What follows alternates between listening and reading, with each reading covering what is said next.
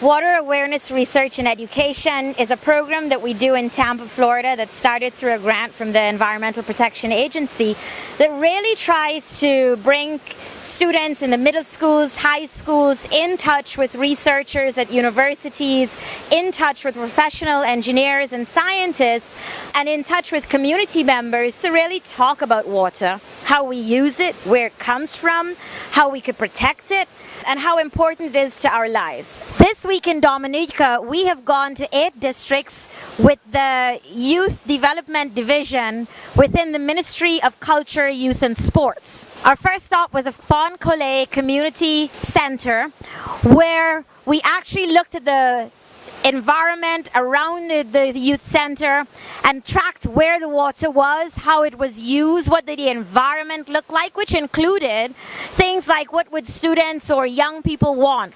And one of the things that we did do was follow the water. So we looked at the drains and we followed the drains down to the beach, to the Fawn Collet beach.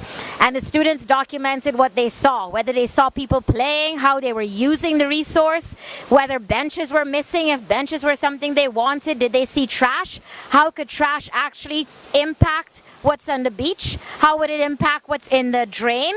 Does that become a problem when it rains? The young people were identifying these things and actually coming up with solutions. They wanted to hold an event so that they could make people more aware, to put bins down and deal with an entire campaign that dealt with an issue that they identified.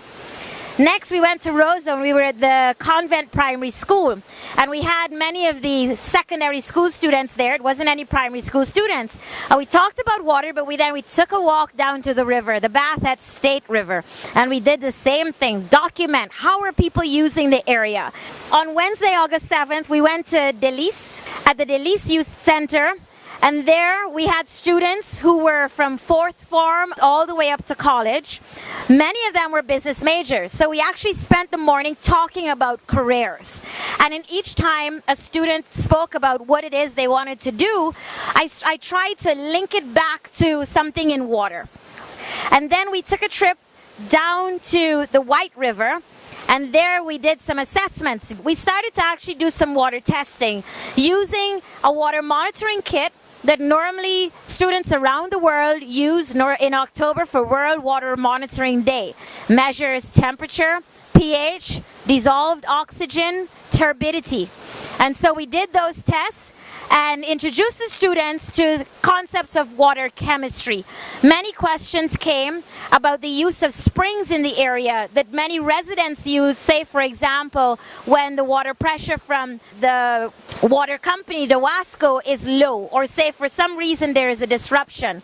So questions became, is it safe to use the spring water versus the water from the tap? Should we be doing something with the spring water if we're going to use it to drink? And of course, you would answer yes. If you're on a slope and your house is above a spring and you have a septic tank, it is possible that the waste from the septic tank could get into the groundwater system, which then might feed into the spring you're using. So it was connecting those dots, that these things may happen. Next, we moved on to Grand Bay, where we went to the Grand Bay Youth Center. And we again assessed what's around the Grand Bay Youth Center. It started to rain, so we took some samples from the water coming off of the roof. And we introduced the concept of water quality right there, measuring the water quality of the rainwater. We then took a trip down to the Stort River or the Geneva River. And we did the same assessment. What do we see here? What would we change? Are there things here that we want? How are we using this place? And then what does our water quality look like? Again, we're just with 4 simple measurements, but at least starting students to think about not just do we have water, but is the water safe for us to drink or bathe? And getting the concept or the idea that maybe you have different qualities of water that would be matched to different uses.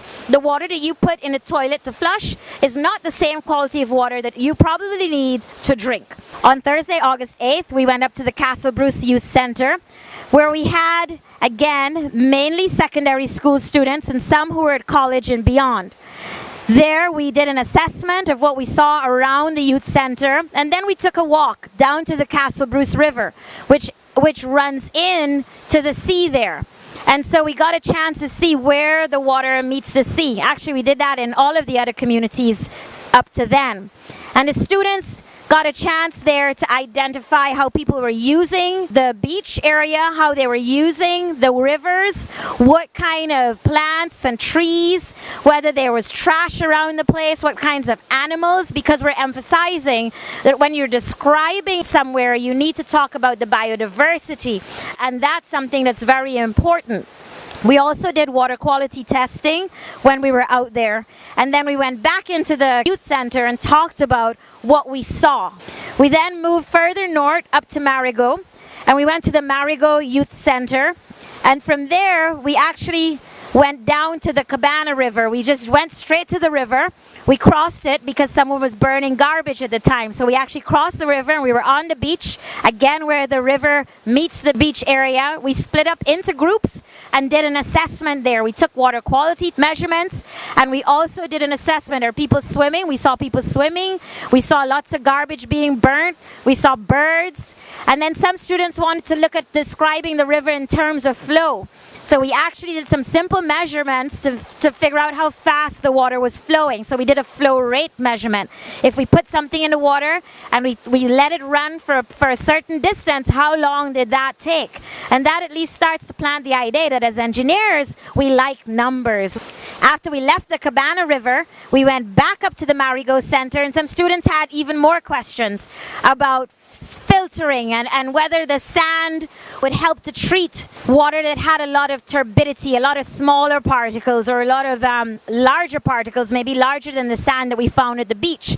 So we actually took some drinking water bottles, cut them in half, put a little foam in the bottom, drilled 2 holes, and then packed it with some of the rocks at first, and then some of the sand that we'd collected, mixed up some dirty water and poured it through to see whether the sand can actually filter out some of the smaller particles in the contaminated source. On Friday, August 9th, we went to the Isaiah Thomas High School, where we had a mixture of primary school students and secondary school students. Within the secondary school student group, we had the environmental club from the Isaiah Thomas Secondary School, and they have been working on a project because the entire school collects water from its roof and pipes it into 2 large underground cisterns. And the school wanted to revamp those cisterns so that they can actually pump the water into the school and help them solve their water scarcity problems when Dowasco's water pressure is too low. They then realized that the pump for the cisterns is old and broken, so another idea they have to work on is size a pump and figure out, do they want a solar-driven pump? But these are some of the solutions that they have to start thinking of if they really want the cistern system to work. For the little kids, they went around the school compound to look at what happens when rain falls. So we're studying the hydrologic cycle, but let's bring it close to home.